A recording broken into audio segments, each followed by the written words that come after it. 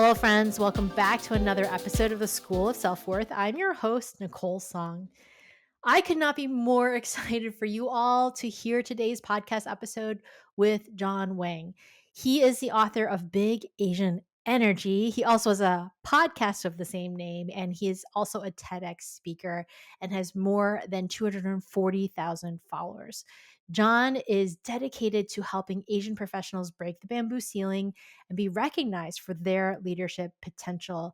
He's been coaching for over 15 years. He has so much insight and wisdom and knowledge from his own lived experience and also what he does supporting Asian professionals. I cannot wait for you to dive into this one. And before we get started, if you are a high achieving Asian American corporate leader who wants to feel valued and visible so you nail the next promotion cycle, you need the intuitive decision making system to make fast, powerful decisions your new normal. DM me intuitive on Instagram at Nicole Song. I've got some details over there for you. Okay, let's get going with this amazing episode. John, it is so great to have you here on the School of Self-Worth. Welcome. It's so good to be here. I just love I love the energy. I love chatting. I'm so excited for this. Amazing. Well, John, first off, I think you have a new book. Is that Yes. correct? Okay. Yeah. Yeah. That's right. I figured you're on your big tour. You got Big Asian Energy, which I just love the title of the book and just also what you represent with that name. Oh, thank It's you so so fun. much. Yeah, Yeah. it's been it took 3 years to do the research, 1 year to write, and I like to say, and 40 years of life experience to get me there. That That's sounds the best way I familiar. can describe it. Yeah, Yep. that sounds familiar. A lot of Well, I therapy. was excited about the book, but before we get into the book, I love to just really get into people's backgrounds and their Sure. stories first, and really the journey of self worth. And as I was sharing with John Mm, before we got on, that typically we were mostly talking to women, but there was something mhm, so compelling about the work you're doing to support, in particular, Asian American leaders and men and women in terms of stepping forth. That was just which drew me to you. So I was like, well, yes, let's have him on because it's so cool what you're working on. But I would mhm, love if you could talk a little bit about your own journey to mhm, being in the place you are, where you're really supporting Asian Americans of all types. And really leaders to be where they're mhm. at. And your childhood stories were really compelling too, if you're open to sharing those with us. Yeah, absolutely. Is there anything in particular you want me to dive into just so that, we're careful on time? Yeah. Well, I love hearing the Because childhood I stories. could go very deep very fast. We love depth on the School of Self-Worth, so if you're up for it, Yeah. yeah, I would love to hear. I think this thing okay, I will say this. When I was reading about your background and learning a little bit more, the stories you were sharing about the way you were raised, in Mhm, particular, were really compelling because I find for so many Asian American women that I work with, that a mhm, lot of what's happening for them is that they aren't always seeing some of those blocks and things, and the way that they were raised are actually mm, really impacting the way they behave as adults. And so mhm. sometimes we have to go back. We have to go see what that is. And you Oh, shared it in a really compelling way. And so I think that's where mhm. it'd be really fun to start. Yeah. Yeah. Yeah, absolutely, and I so agree with you. Very few times do we ever think, "Oh, this is a childhood thing." In Mhm. fact, for the most of my life, I actually hated the idea that it had anything to do with it because it challenges my own notion that I am creating my own future and I can just hustle my way through all the things. But in childhood is where we learned to speak, I think, our own language to ourselves. In other words, there's a great quote that I've always loved, which is that the voice we hear, that the voice you hear in the back of our heads is the same voice that we learned from our parents when we were growing up. Mm. And so my childhood was perhaps a little bit more unique in the sense that my mother was a journalist and a very successful woman in Taiwan at the time. She had a radio show, she wrote a series of books, and some of those books involved, her being a parent. So she was in some ways a child education expert. And so I grew up being like the perfect Asian child. There's a picture of me that I have now on my back on my computer background, which is me at 4 years old playing the violin. And Classic. that was right, I know, right? Like Yeah. every Asian Yeah. stereotype. Yes. I play violin too, but still very Really? classic. Yeah. I can Yes. no longer play the violin, but back then, apparently, I learned it. And this was the thing, was that it is such a it's a bit of a stereotype, but it is a very common experience that we grow up with traditional Asian parenting with high expectations. And I think that in particular, it's this idea that it's not just like, oh, you have to go be a doctor or a lawyer, which, has not even something that necessarily still exists as a stereotype, although I'm sure some people still hear it. But the bigger thing for me was the recognition that what I needed to be and who I needed to be and what I needed to do to be that person was a reflection of my parents. So since a very young age, there was always this, I would say, very present pressure to perform, to achieve. And that means that it's not just about achieving in school, but it's about making sure that you look like you're achieving as well as actually achieving. And there was a lot Mhm. of comparisons that I grew up with. This stories about, like, I would bring back home like a 92% on my math test, and I'll be so proud. And I'll be like, hey mom, check it out. And the first question coming back is always like, what happened to the other 8%? you know, Yep. your cousin didn't have a problem with that 8%. School friends didn't have a problem with that 8%. So it was an interesting growth period, I think, looking back. And my mom and I, we have a beautiful relationship now. But for a time, it wasn't quite so easy. There was a lot of pressure to make sure that I was living up to these expectations, be it academic or just in life in general. And looking back, I think that, have you ever heard of the phrase that strict parents create sneaky kids? I don't know if you ever heard that saying. No, I have not heard that, but I am not surprised. Yeah. I feel like there's so many places we could go with that, but it's really, I mean, just to kind of go, I wanna hear what you have to say about this, but it is Sure, really sure, interesting yeah. because I feel like sometimes I would be asked by other people, non-Asians, like white or whoever, like, Mhm. "How did you turn out the way that you are?" And I was like, "Well, there's just always super high expectations." And Mhm. so it wasn't Mm. like it was like you just always met them. There was Mm-mm. no other place to be. And so that's what I Yeah. was getting from what you were saying, is because that's how my Mhm. parents were, and they weren't, I got yelled at for Bs occasionally. The 3 Bs Mhm. I got, right, I got yelled at for. But then it's still 8. like it's interesting, right? It's, like, really Yeah. interesting, but I didn't ever feel like they were harsh or cruel otherwise, like, Mm, mm, they were really good parents, like, they were really mhm, loving in their way, mhm, you know? mhm. So, I'm interested, but I am interested in this strict parents create sneaky kids. Well, I think that we have this idea around, the term tiger parenting, which, Mhm, if you're not familiar, there was a book that came out, I think a few years ago, written by an Asian parent who also penned an article, said, why Chinese moms are superior or something. And she wrote this book called The Battle Hymn of the Tiger Parent. And she was basically talking about the idea of tiger parenting, which is about strictness. But you're right, it's not always about strictness. mhm. It's also about the culture and the environment around that. Because it's not about, oh, like, you have to be yelled at or even, threatened to get, the bamboo, you know, for me it Mi was the bamboo back scratchers or whatever it Mine was was. also a back scratcher. Really? I Yes. wonder if it's the same one. I have heard this from a few Asian kids. Really the back scratcher. She just sort of would threaten. She never did anything with it, Yeah. so the no was right there.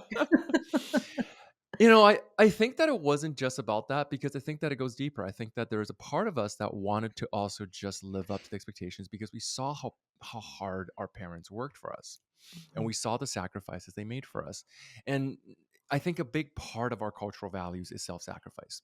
Is the duty that we have to fulfill in our family roles, in our community roles, to make sure that we are all in support of the collective, right? Collective harmony, collective respect, all these kind of collectivist meanings. So our success wasn't just about us, it was also because it reflected on our family and how hard they worked and their successes. Because of their contributions that we're able to have the successes that we are. So that puts a lot of pressure on us, right? Because then now we mhm, have to be able to go out there and do these things, because we also have to prove that our parents' sacrifices were worth it. And that's a lot of weight to carry on our shoulders, especially when you consider how early some of that messaging might be coming through. even if there was never any yelling, never any discipline beyond just, this is what we hope for you. Yeah. Well, it's so interesting because I feel like when I was thinking about our conversation today and how that expectation that exists, right? And the comparison, because like all of my cousins went to either like Ivy League or MIT, right? So, Mm, and I was the youngest cousin on that side of the family. So, like, okay, you better show up, right? Like that kind of pressure oof. is really interesting. But then I also always wonder and think about when you were talking about in, your own bio about growing up with your mom, being that way in Taiwan. And I was like, it's just so interesting to me because I feel like, is it like, what is it about the translation into the American or Western culture that's Mm, so hard? Because that's the part where I feel like people get a lot of tension and stress. Because like mhm, you talk about this, and I do too, about the difficulty Asian Americans have really rising up in leadership and owning their success. And I'm like, but that is that true in Asia? Like when they're in those cultures, or is there something particular about like the Western way that creates more stress and difficulty for people? Or maybe because that culture is so different from the expectations of the individual in the West, that mhm. creates more tension for us. Yeah. Well, the term third culture, that are, these are for a lot of us children of immigrants, our parents or our grandparents come from first one culture. For me, that Right. was in East Asia. And then we grew up in another culture in North America. And we kind of exist somewhere in between, right? We're third culture Mhm. kids. We exist somewhere in between. And there is a translation that does have to happen because if you think about it, the pressures to exist in that environment as it is to grow up with those expectations, you're not just dealing with that. You're also dealing with growing up with a totally different set of expectations in your schools, in Right. trying to fit in to belong, in what it is that you have two sets of adults giving you very conflicting messages. One is from an individualist environment saying, okay, you got to speak up and raise your hand. And if you don't raise your hand enough, we'll grade you poorly. So there's this pressure of like, oh my gosh, I have to speak up all the time. And then on the other side, among a lot of Asian cultural lessons is the idea that, well, we don't speak up because it's not humble. It's we have higher expectations and higher standards for when it is that we feel we should speak up. One thing I talk about is that there is this myth that Asians are quiet, and I'm like, we're not quiet. Like if you ever go to like a dim sum place and you've seen my parents like fight for the bill, or like you go to like Yeah. a marketplace, we are not quiet. Okay, we have no lack of assertiveness, no lack of confidence. So where does the stereotype come from? Mhm. And I think that's the struggle, right? Because if you are in Asia, you understand and you share that simple cultural value. There is a high context communication. That means is that Mm. we understand the context of how we relate is a big part of it. So we don't have to be so direct as to say everything we're feeling or thinking because a lot of that is understood. And because the bar of when we speak up is higher there, when we do speak up, it has more gravitas and meaning. It's kind of like the difference between in a meeting, that person who's always, randomly blurting out every idea and, always kind of fighting for the spotlight, and the other person who is perhaps more quiet, but occasionally will raise their hand, say that one thing that immediately silences the room and everyone goes, ooh, that landed. And both of those reflect confidence. Both of those reflect leadership. Both of those reflect, gravitas, but they're read differently depending on what environment you're in. And I think that is where a lot of the tension and conflict comes through of why it is that perhaps we don't get recognized as much as we deserve to. Yeah, that makes a lot of sense, and I feel like because I always laugh at, like, this myth of the quiet, because I was the quiet kid, but then I Mhm. also think it's Same. because, yeah, I just didn't learn to speak up or I didn't do anything about it, and it took me a long time to untangle that for myself, and then now I would not say I'm necessarily a loud person. I am Mhm. willing to speak at the right moments, though, whereas when I was younger, I was just afraid to all the time, so I never said anything, and now Mm. I'm, like, much more tuned into, "Okay, like, now is the moment, go do that," and it's fine. Mhm. And so then I'm not scared to be in environments where I'm a leader or I speak up. But it is really interesting because it took many years for me to understand how much it was impacting me and Mhm. why I did it for so long. And I'm curious, I don't know Mm. if it's the same because sometimes I think the myth of quiet, I mean, maybe it does apply to them to men as much as women, but I know for a lot of girls in particular, like that's a big one for Asian American women, Mhm. and they still really a lot of them really still struggle with that in the workplace. Mhm. Oh, huge. I would say, at least for the clients that I've worked with or the people I've met, in particular with Asian American women, I feel like there's an extra layer of pressure because, I mean, there's a few different things because so many things we talk about that. There's a familial pressure oftentimes that exists in the culture where if you're a girl, you're oftentimes expected to be the caretaker of the family to a certain degree, Right. if especially if you have siblings. I think there's even a term for it, the elder daughter syndrome, where there's this added pressure that you have to caretake everyone around you. So now you take that lesson and you grow up and you're in the workplace and now you become what one of my clients affectionately calls, the office dumpster, which is the person who takes on all the projects that everyone else, didn't want to do. So now you're taking on all these things because there's this internal storytelling of like, oh, I'm supposed to do this. This is just what I'm supposed to do. And if I work harder and I do this enough, then people will recognize me. But then there's this other layer, which, and this is where it really drives me up the wall, is how many stories I constantly hear of, especially Asian American women, who are told that their work is great, they're super competent, they have excellent performance reviews, but why are they skipped over for leadership? Oh, we just feel like you didn't have the gravitas. We just Mhm. didn't feel like you have the howl of it. We just don't feel like you really represent that type of leadership. And there's, that was, I almost said a swear word there, but they're almost screwed either way, right? Right. And because if they're too loud, then people look at them and like, oh, you're bossy, you're like the dragon lady. Mhm. And if they're Totally. too quiet, then now you're just playing out, the little quiet Asian woman who's in the corner who's just taking on the work. So there's almost no right way for them to be. So I do think that it is something that affects, I think, all Asian Americans to a certain degree, but I definitely feel that Asian American women bear the brunt of some of these stereotypical views that very much affect us. Yeah. Yeah, and I feel like, I know I'm sure you work with people a lot around how to turn that around for themselves so they're Mm, not subject to that. I mean, because I feel like mm, there's both the issues of systemic mm, stereotypes and racism, right? And then mhm, there's also the ways that we contribute to it. And those are the things mhm, that I always am looking with my own women. I'm like, how can we just be in a different place so that speaking up doesn't feel so scary? Because a lot of them are mhm, already managers or they're already people in positions where they are elevated, but then they mhm, stop growing from there because they only get to a certain point. It's like the working hard can only get you so far and then you mhm, get stuck and then how do you get to that next place? But I'm curious mhm, for you then, like how did you start to notice this within yourself and then turn it mhm. around? Yeah, for me, I had that lesson ingrained very early on. This idea that okay, I have to work, work, work, work, work, work, work, and whatever I'm doing is not enough because Mhm. unless I am, it's what I call the achiever treadmill, where it's kind of like you get to the next level, and as soon as you get there, it's like, do you get time to celebrate? It's like no, because there's somebody else who's already ahead, so you better get started on that next part. And after a while, it feels like it never stops.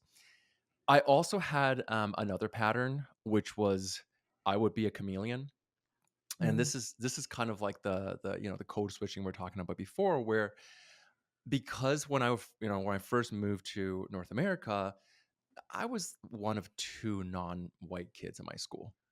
So you learn very quickly how to adapt to belong. We moved around a lot, or my family moved around. I went to 3 different high schools, 3 different elementary schools. So you learn very quickly that to be accepted, you have to hide the parts that aren't as easily accepted. And that means anything, especially if you're young, anything that's foreign. Now everyone's heard of the stinky lunch stories and like hiding, the little things that you bring to school that reflect a part of your culture that is perhaps different, and different in school is bad, so you hide it. But we carry that habit forward. And around 2016, I was giving a talk. And I was actually giving a talk on performance and productivity and how to be better at doing the things that we're talking about here. And in the middle of the talk, suddenly I feel this white searing pain in my gut, in my stomach.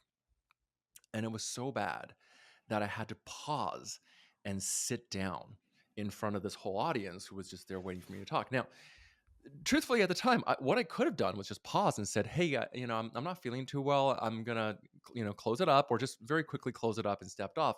But in the back of my head, I was just thinking, absolutely not. You can stand Mm. up there, you can pass out, but you cannot walk away because walking away is weak. And that led me to the I would call it the dark night of my soul, this period of burnout where everything in my life collapsed one by one. My relationship collapsed, my work collapsed, my body collapsed. And it was devastating. And even then, the back of my mind was still just like, you got to get back up and you got to keep working, you got to keep performing because that's what we're supposed to do. So when I started looking at this, because it sounds like this is, like, what does that have to do with leadership? What I saw was that it was a pattern that was playing out. And it was an adaptive pattern of survival that I learned when I was a child. And it was an adaptive pattern I learned in school when I was, the other. And these kind of patterns that we started picking up started showing up, not just in myself, but I started seeing them more and more in the clients I was working with. So we started actually writing it down. And at the time, I hired a psychologist to come in and say, well, is there a trend here? Is there something we can map out? And we mapped out 7 of the most common patterns that we started seeing. We saw the achiever who always believed that they needed to do more, be more, accomplish more, just to be good enough, like not even enough, but just like not failing, Mm. and how that leads to not actually speaking up for themselves because they think that they're never good enough. There's that imposter syndrome. The fixer who's always taking care of everyone else's problems because they believe that that's what their role is. The chameleon, kind of like myself, who felt like they have to hide who they are to better fit in. And we started mapping these out. And we realized that why they exist were because they, exactly as you said, were what these patterns got us to where we needed to be to here, to that middle management, perhaps, to that part where it's just like the work spoke loudly enough for you to get here. But then is it gonna help us get to the next stage? Is it gonna help us make sure that we're doing our best, most aligned work, the work that best speak to our values, the work that allows us to break into those higher leadership? So what we started creating was this framework called ACE, which is breaking it down into this map of all of these different patterns into which ones are leading by competence, which ones are leading by empathy, and which ones of these are led by assertiveness. And through that, we're able to say, okay, where are you right now in this map? And where do you need to be by releasing perhaps some of the less helpful patterns and picking up better, more useful skills? And what would you say then? Is there like an area that most people fall, or is it they are dispersed depending on their experiences growing up? I think we all have a bit of each.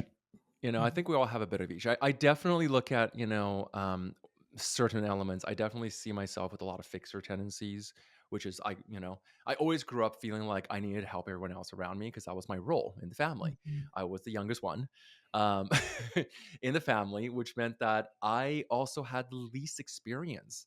And there I was, looking up to my older sibling who was so accomplished and so capable. So I thought, okay, well, where am I going to find my place to? What was my family role? Well, I'll just take care of other people. And if they have problems, they'll come to me and I'll listen and I'll be a really good listener and I'll keep my own voice quiet. Because what I learned was that as long as I'm needed, then everything is fine. As long as I'm useful, as long as I'm providing value to the people, then I'll be needed. And as long as I'm needed, then it didn't matter if I'm not wanted. And that deeper lesson leads furthermore into everything else I was doing. But I also saw myself as a comedian. I also saw myself as, we have a rebel, we have the commander, and we have the invisible one. I think that we just typically run with one or maybe two patterns as our primary ones. Those are the ones that kind of come through and grab the wheel and show up the easiest. But I think for a certain degree, most of us are all of them. I definitely say that I've seen achievers in almost every single client that we've had a chance to work with. That sense of that imposter syndrome that comes up, that sense of like I need to do more or I'm not good enough, that's something we deal with probably the most of all. Yeah, I mean, I think achiever is feels so ingrained from Oh, like the Asian culture and then being in Western culture and like that combo. And yeah. before I get too far off track on that, I want to go back to what you said about if I'm not needed, then I won't have to look at that I'm not wanted. Could you speak more to Mm. that? Like, what is that? Well, the need part, I mean, obviously from the family, but the wanted part, I feel like this is gonna open up maybe have some breakthroughs for people listening. Yeah. I mean, what are our core human needs? We want to be loved, we want to belong, we want to be safe, right?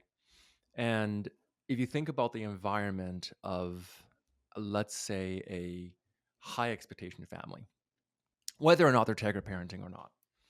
And I deal this still to this day. We actually have a lot of students that we work with, and you'd be surprised at how many of them say, "Oh, we have a great family relationship," but they still feel this immense pressure because, like I said, the pressure is basically constantly there because they're also taking on their parents' feelings of their parents feel like, "Oh, I need to work more. I need to work more to be a good parent," so they take that on emotionally in their body. And at the core of this, it's always a desire to belong. We want to feel like we are allowed to be who we are and we are accepted to be who we are, including all the imperfections. But when you're taught to look at your imperfections as issues that make you lesser than, and that you need to fix yourself in order to fit in and belong, and it's not just in the family but it's also at school and in the workplace and so many different places. There's studies that show that something like 40 something percent of Asian Americans don't feel like they actually belong in their own workplace, and they're more Mhm. likely to seek organizations, but they're less likely to actually find one that they could feel like they truly belong in. The feeling of wanting to be wanted is the idea that we are lovable.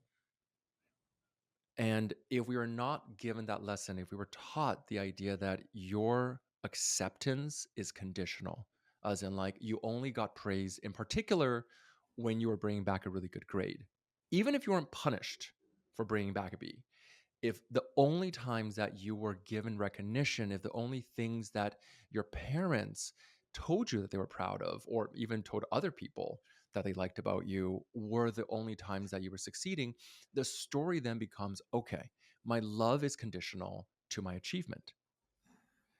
And therefore, I can't be that wanted then unless I'm providing value. So if I'm not always achieving, if I'm not always giving more, then will I be emotionally abandoned? And I think that, to me at the time, was probably when I first heard that sentence, when I first said it out loud, when I first heard it in my own body, when I said, "Well, it means that it's okay if I'm not wanted," my whole body started shaking. I started crying because it was such a deep realization of, like, oh my God, I've never given myself that belonging. Yeah, I mean, there's so many things that you're speaking about, I think, that relate to so many people and like what I work with people on as well, because I feel like it comes back to like, oh, even starting to take risks when you're older because you still are worried about what your parents might Mm, say or think or mhm. do, right? Like I pivoted from journalism to yoga first, and I was like, this is not an Asian parent approved job. Like this is not like there's no healthcare, there's no retirement, like Yeah. none of, I think they were like, oh, Nicole's going to Mm-mm. these teacher Mhm. trainings, good for her, have fun, Yeah. but keep the Yeah. journalism job. Not that that's so secure either, but like it was better than being a yoga Oh, yeah. teacher. And they surprisingly Mhm. didn't say any, I mean, I'm sure maybe they said many things not to my face. They didn't actually say anything to me about it. But I find that often because like a lot of my women, they want to pivot or they're thinking about it, but they're Mhm. just like, it's really terrifying to think about that. And they don't Mhm. realize that they just are like, I have to stay on the straight and narrow because that's what my parents would want because it's so subconscious. Like I Mhm. have to be secure. Or if they have kids in a family in particular, then they really feel that pressure to stay on Mhm. track. And, to me, I'm always like, it doesn't matter if you stay or don't stay because it's not like there's a right or wrong decision.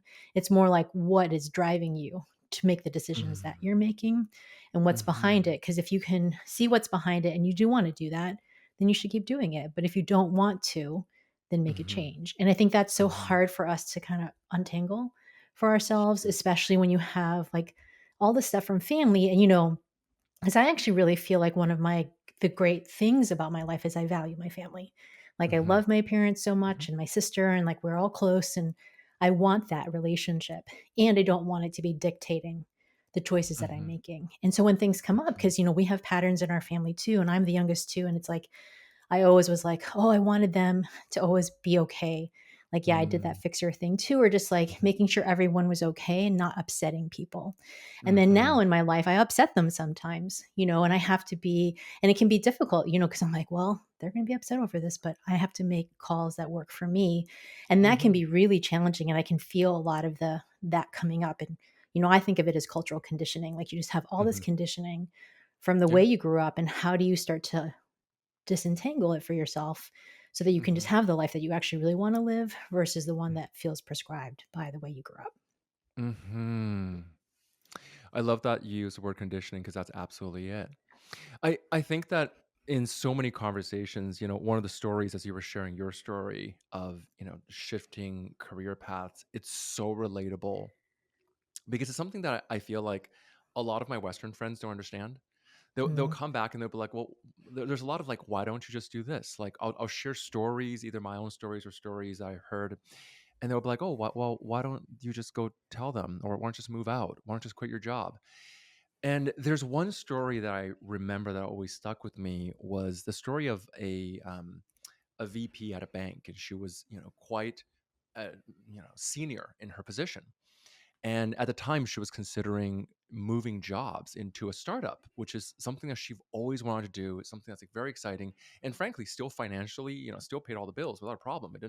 It wasn't costing her anything, but she was so scared to make the change that in her mind, she's like, the only time I could do that is after my dad passes away. mm, And she was sharing that, the reason why she's like, basically like I can't take that job until my dad dies because he's so proud of the fact that his daughter works at a bank and is always, that's the first thing he tells people. It's like, oh, this is my daughter. She's a VP of this big bank.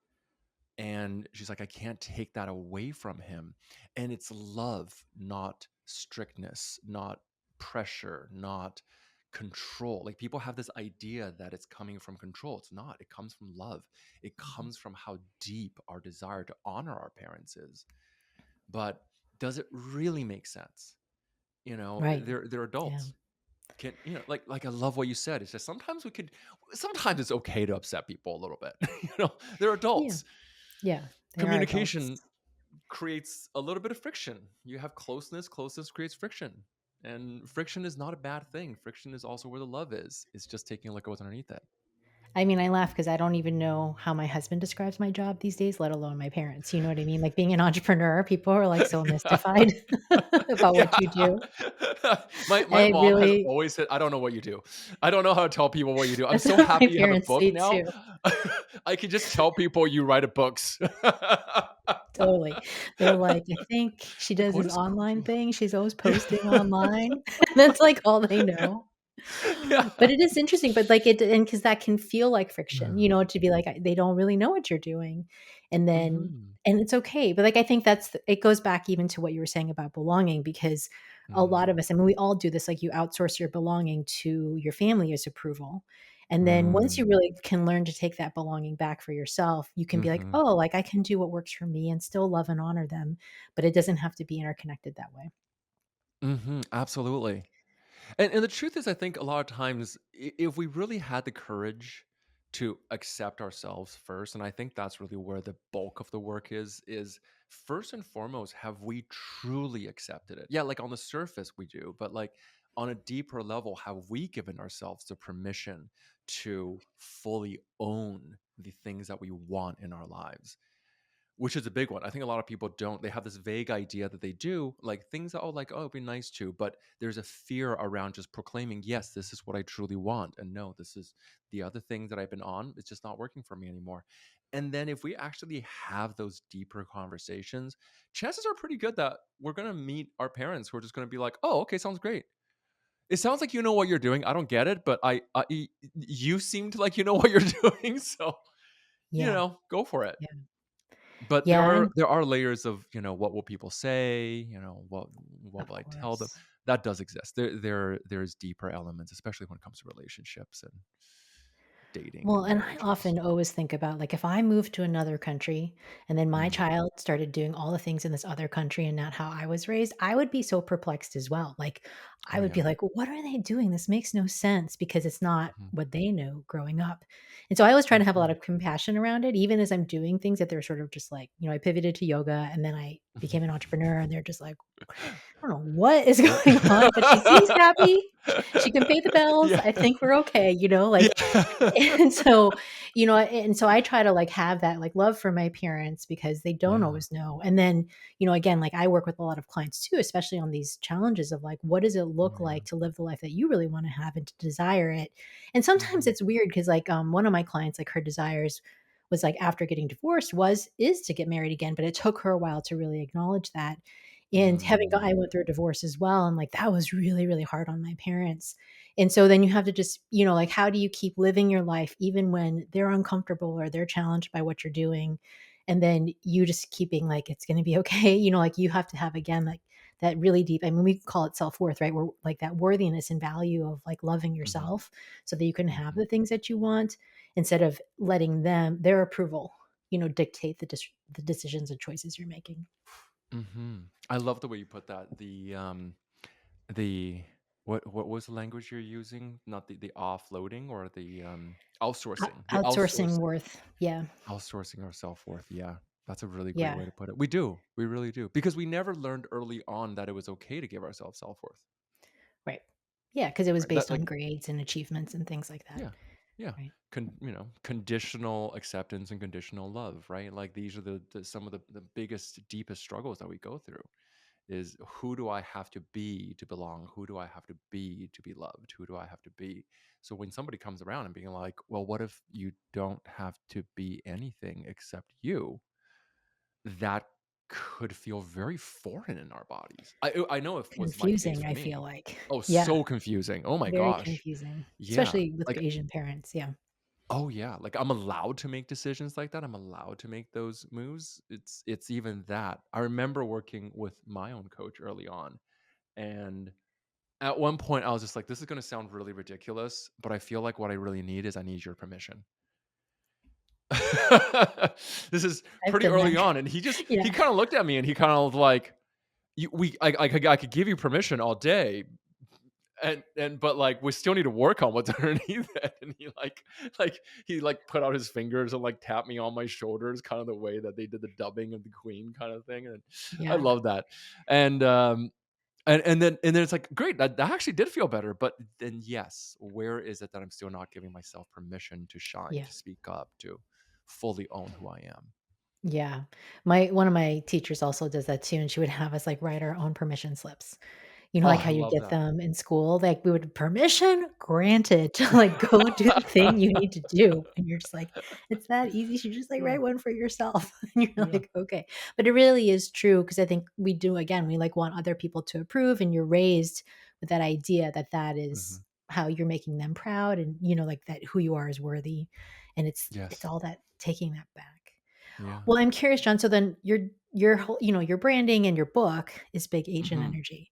So how Yeah. did you move into that? So, like, we've been in the weeds of, like, all the stuff that we grew up with and the Yeah, challenges of all the that, childhood and stuff, then, yeah. like, how does it translate into being yourself fully in the world? And I'm assuming that for you, big Asian energy is a big piece of that. Oh, huge. It is something I think is an ownership of a deep ownership of who we are, truly. And I think that it is for me, it came a little bit out of rebellion, in the sense that like there's two things that I think I'm speaking against. One is the societal expectations that's been there. Especially if we grow up in an environment where that cultural identity that we may have taken on from our background isn't understood or misunderstood. We're told we're shy, we're told we got to speak up more, we're told we lack these things, when in fact there's nothing wrong with us. These are just a Mm, different type of communication, these are just different ways of being. And a big part of that is that kind of ownership, because growing up, I love self development for a long time. Like I was a big fan. I would like go read those books, like, what is it, like Think and Grow Rich, or like How to Win Friends and Influence People, all the self help books. And after a while, I realized that so much of it was helpful, but none of it were from people who understood my culture and my background. mm, They were mostly written by white guys. Let's just put it that way. Like they were Yeah, mostly written by, white guys with shiny teeth, right? Like they're all like the Tony Robbins people on stages, like the like, oh, make your move. And don't get me wrong, they were fun. I really enjoyed it. I have certain issues with that whole industry as a whole at one point, but the biggest issue I ran into was that it didn't take into consideration that not all of us are built the same. Not all of us come from the same system. It's kind of like an operating system, right? Imagine trying to install software on a system that it wasn't meant to run for, and you're going to overclock your system, right? It's because you're totally. you're running so hard to go against your natural identity, your natural programming, all the ways that you've been taught. So where it was for me was I started realizing how many people I was working with were basically still working under that old model of I just need to drive myself harder, but I wasn't getting anywhere further. And that's where we started taking a look at, okay, on a very technical level, like tangible level, at your workplace, is there a different way? Does speaking up have to look like you're constantly self-promoting and constantly raising your hand? No. There is ways to develop it. There's, we talk about things as visibility. Strategic visibility is being very selective about who needs to be heard, who needs to hear you, and what do they need to hear about. Are you doing aligned work that aligns with your own values and aligns with the work that you want to do? Are you thinking about those kind of conversations where it's within more of our natural way of being and being clear on what is actually expected of us, especially in the workplace, especially around the people, and realizing that we don't have to keep carrying those stories that we have to look a certain way, behave a certain way in order to get accepted. Mm. And for That's so me, I think, powerful. Yeah. yeah, like, thank you. I think that the idea why I call it an unapologetic guide for breaking barriers to leadership and success is because a part of it is letting go of these little micro apologies as if we're doing something wrong. We're not doing anything wrong. The system could learn to accept us and understand the way we do things better. In fact, I think that there's a lot that we can teach, the greater melting pot that is the Western world. There's a lot that we can contribute in that, and it starts with our willingness and, to a certain degree, courage to recognize that within ourselves and be willing to speak up for it. It's I find, I think you're in a hub, in Vancouver. Seattle, you would think it'd be a big hub for Asians, and there are a lot of Asians here, but they're not like that organized. I went to a dinner last week Mm, with several Asian American women, and we were talking about how few places there are for us that are mhm, really, like those safe spaces together. And it's mhm, an interesting thing because I think, especially what I find with a lot of Asian Americans, is like they're so not used to being spoken to that mhm. it's weird. It's weird. They find it It's it's strange. it's I mean, ex honestly, it's weird. exposing. They can't Yeah, handle it a little. They're like, "Oh, I'm not being lumped in," you know, yeah. one way or the other. And so, Mhm, so that's what I appreciated about you in particular is I was like, "Oh, he's really speaking directly to them," and that's been my work too. It's like, mhm, I'm sure that you've had to do it yourself. It's like having that own internal ownership of your identity to be mhm, able to then speak to people who also have that similar identity or identify that way. mhm, But that's what I appreciate too. Like, I don't know if you do speak to that in the book, like what it takes to really be in that full ownership, because I feel like that's a big part of being a leader is to know who mhm. you are so that you can just go from that place. Absolutely. It was an interesting experience. When I first started writing this book, I remember telling a friend about it. He was also Asian, very successful entrepreneur. And the first question he said, "Why are you doing this? Why are you putting the Mm. word Asian?" He's like, "You should change a title. Like the book is great, but like change a title. Don't mention the word Asian in there because then people put you in a box." Right. And I said, "Well, the truth is that people already put me in a box. I'm just going to label it, and I'm going to say, well, then let's talk about the box. If we're going to be in the box and we want to be out of the box, then we have to first start by talking about the box, and it's part of who we are." It was exposing, and if I could just be, Mhm. in the first while, there were two voices that were in my head constantly when I was writing this, and one of the voices was, "It's not safe to talk about this. Mm. Mm. People are going to get mad at you." And you know what? Frankly, people might. I don't know. Yeah. Because this brings up some deep stuff for us. Even talking about what it means to be Asian, talking about our culture, people might get the wrong idea. They think that I'm like speaking against the culture. They might be triggered because there's something that's being brought up in them as well. And, even when I was thinking about like, how do I talk about some of these deeper issues that we have spoken on about, conditioning, parenting styles, facing systemic issues, facing social issues, and all these different levels. And at the end of it, I just kind of went, look, people are going to make their opinions about us no matter what. It is not my job to police other people's opinions of me. In fact, it's not even my business. Other people's Right. opinions of me on the internet is not my business. My business is to speak as truthfully from a heart where I know I'm here to try to do something from a place of good intentions as I can and unapologetically as I can. Because somebody out there, my thinking is somebody out there who will hear this is going to get something from it. And that's the person I want to speak to. Totally. I'm totally with you on that. I had a woman in my group, my cohort is Asian American women, and Mm. she said that there was something for her that she didn't realize, and she does a lot of personal development work, that she was relaxed for the first time.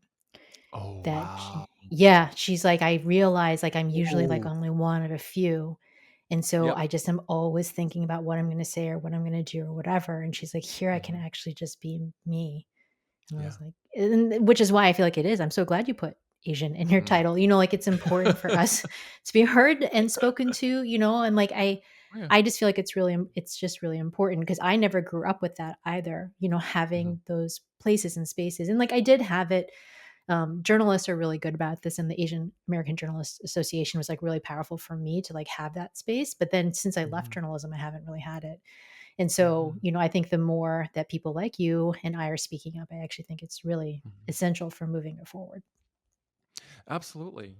Because what is at the core of the other side of speaking up? It's the belief that speaking up is unsafe. It's the belief that it's too exposing. It's the belief Mhm. that we shouldn't call our attention to our otherness, right? That's the idea. The Right, model minority myth lives on the idea that if you work hard, keep your head down, and not make waves, then your belonging is acceptable. And I kind of went, well, why isn't my belonging acceptable even if I'm just myself? And right. I think that's the shift. That one Asian effect that you're talking about, oh, I felt that so much.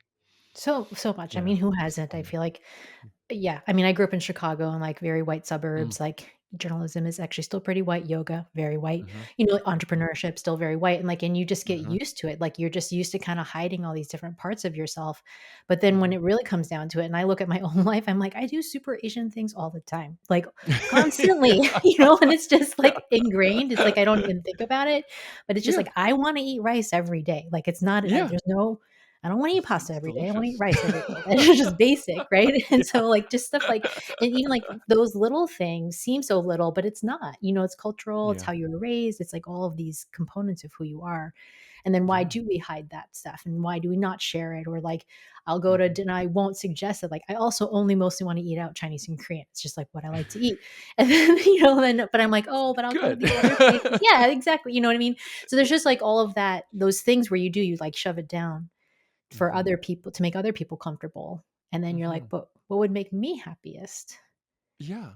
Right? And to go from that Yeah. place instead. And I mean, is it really that hard? I mean, we have a whole culture of people who learned, to speak essentially learned Italian to say all those dish names and, learn all that, right? Like, is it really Right? that hard to also learn some Chinese or Korean Right. names? Why not? Right? Totally. And, What like, we're fortunately, doing in these here. days, it's way more accepted, right, than when we were Oh yeah. younger. Oh But my gosh. back in the day, yeah, bringing dumplings to school, people were like, Oh, "What are you eating?" oh, the traumatizing experience that many Totally. of us have felt. Yeah, like, the school lunch, it was very challenging for all Asian kids growing up in, like, the '80s, Oh, for '90s, right? sure. Yeah. Yeah. But yeah, no, it's amazing, and, like, I love that you are just speaking to it so directly because I think it's important it's important too, I think, also for Asian Americans and, to start to understand that we can do that too, Mhm. you Yeah. know, and it's Yeah. important to do it. Yeah. Yeah. Yeah. And I think a big part of it is I think there's a lot of pressure. And I don't know if you ever felt this. When you're the only Asian person in the room, there's a little bit of pressure that you have to be a representation for all Asians. Yeah. Where it's like everything you say is a little bit of reflection on all Asians. So you had to present that culture really well. But I'm kind of like, let's accept the imperfections of who we are in our own moments, and collectively, if we all shared, one of our greatest strengths is our community. One of our greatest things is that we could find connection points and belonging points, and rise together. That's, I think, something that we need now, personally, I think, more than ever. Yeah, absolutely. Um, well, John, I could probably talk to you forever, and This is so because much it's fun. just a good conversation. Is it Uh, always been time? Oh my gosh. and I would love to make sure we also get our fast action questions in Let's for get you it. as well. Are you up for it? They're just for Let's fun, jump in. but they're always Yep. they're always revealing. I always feel like as well. Okay, Mm. so let's start with this one. What is on your nightstand? Oh, what is on my nightstand? Oh, that's a good question. Um, Nothing that interesting. I have a pair of headphones that I play sleep sounds with, and sometimes when I'm on my iPad and my wife is next to me, I don't want to wake her up. So You have that in? that's that. Yes. Yep. So that's on my nightstand. Okay, amazing. What is the last thing you tried that was new, and what was it? The last thing I tried that was new was I was at a Japanese, it was called a Sakura Fair, and I had I don't know how to describe it. It was a Sakura mochi that was handmade. And I didn't realize that like the way they mochi traditionally is different than the mochi that I get at stores. And it Right. was delicious, but it was almost like eating a sticky rice. I really like that. That Like, was were they that was doing the whole mortar pestle, yeah, like, like they were like doing mochi? the thing with the proper mochi and using actual sticky rice and like mixing in sakura petals into it. Cool. Yeah, Is the right. sakura petal is like the cherry blossom kinda thing or no? Yeah, yeah. I Okay. learned that was the day I learned that there's two different types of cherry blossoms. There's sakura and the other one. I can't remember the other one. Yeah, Yeah, I don't see well, I was gonna say when you were talking earlier about, like, Asia like, representing Asia, I'm always like, "Asia is so big." it's so Like, big. you can't. Like, you could It, never represent it because it's it's so half. big. No, of course not. It's half the planet, I right? know. You take I know. China and India is 4 billion people. It's half the planet.